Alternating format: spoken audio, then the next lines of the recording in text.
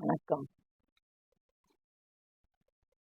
மக்கள் கூட்டாட்சி பாகம் 19. பாகம் 18 இராணுவம், காவல், ஒருங்கிணைப்பு பற்றி வெளியிட்டிருந்தோம்.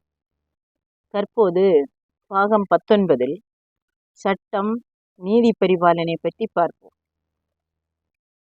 4 சட்டம், நீதி பரிபாலனை. மக்கள் கூட்டாட்சி அமைப்பு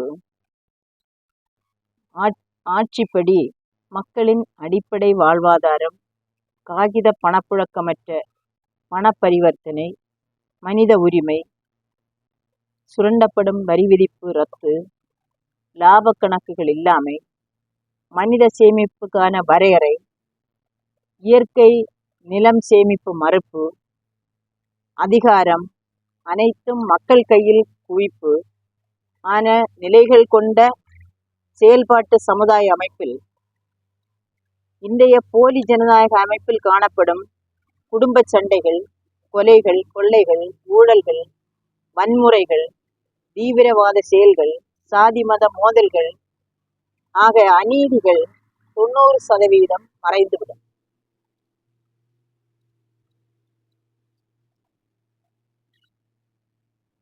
இந்நிலையில் நீதியின் தேவை என்பது போலி ஜனநாயக குணாம்சங்களில் ஊறிப்போனவர்கள் புரியும் போலி ஜனநாயக குற்றச் செயல் ஊற்று சிறு அளவில் ஏற்படத்தான் செய்யும் என்பதை காண தவறக்கூடாது.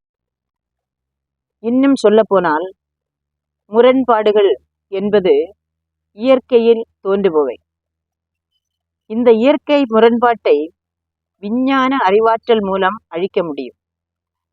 அனைத்து மனித உடலிலும் விஞ்ஞானத்தை உட்புகச் செய்வதன் மூலம் தடுக்க இயலும். அதற்கு மனித சமூக வளர்ச்சியில் இன்னும் சில கால அவகாசம் தேவைப்படும் என்பதை கருத்தில் கொண்டு நீதி பரிபாலனைக்கு வழிகாட்டப்படுகிறது. மக்கள் கூட்டாட்சி நடைமுறை செயல்பாட்டில் குற்ற செயல்கள் எப்படி நிகழும் என்பதை இப்போதே கணிக்க இயலாது.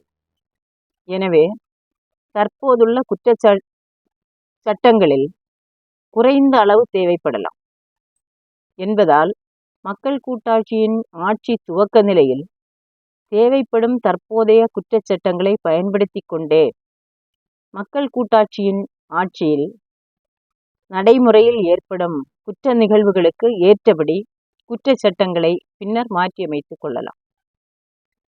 சட்ட ஒழுங்கு பிரச்சினை ஏதேனும் மக்கள் கூட்டாட்சி பேரவைக்குள் ஏற்படுமேயானால் வட்ட ஒருங்கிணைப்பு மையம், மாவட்ட ஒருங்கிணைப்பு மையம், மாநில ஒருங்கிணைப்பு மையம், தேசிய ஒருங்கிணைப்பு மையம், இராணுவம், காவல் ஒருங்கிணைப்பு நடவடிக்கைகள் ஏற்படுத்தி ஒழுங்கு பிரச்சினைகளுக்கு தீர்வு காணலாம்.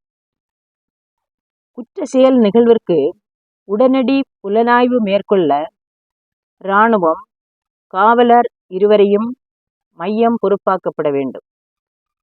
புலனாய்வு என்பது உண்மைத்தன்மையை கொண்டதாக இருத்தல் வேண்டும்.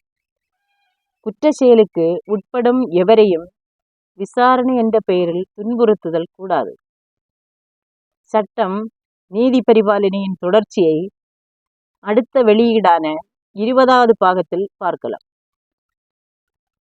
எங்கள் வெளியீட்டை வரிசைப்படுத்தி பார்க்க உங்கள் யூடியூபில் மக்கள் கூட்டாட்சி என்று பதிவு செய்து கொள்ளுங்கள். தொடர்ந்து பாருங்கள், லைக் செய்யுங்கள், சப்ஸ்கிரைப் செய்யுங்கள். அனைவரும் தொடர்ந்து நிகழ்ச்சிகளை புரிந்து கொள்ளுங்கள். நன்றி, வணக்கம்.